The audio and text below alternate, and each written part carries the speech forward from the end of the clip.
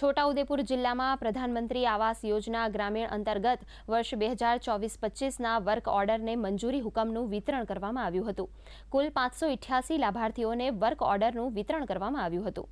કાર્યક્રમમાં સંખેડાના ધારાસભ્ય અભયસિંહ તડવી અને જેતપુર પાવીના ધારાસભ્ય જયંતિભાઈ રાઠવા તેમજ તાલુકા પંચાયત પ્રમુખ સહિત વિવિધ વિભાગના અધિકારીઓ અને લાભાર્થીઓ ઉપસ્થિત રહ્યા હતા.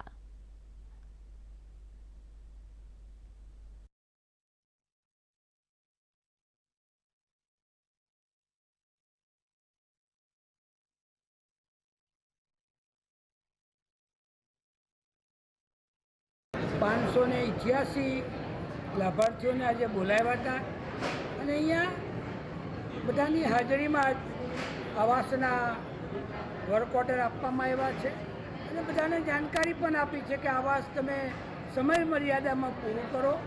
1,82,000 રૂપિયા આદરણીય નરેન્દ્ર મોદી સાહેબે પ્રધાનમંત્રી આ વિસ્તારમાં બધાને આવાસ યોજનામાં બધાને આપ્યા છે અને પ્રજા ખુશ છે.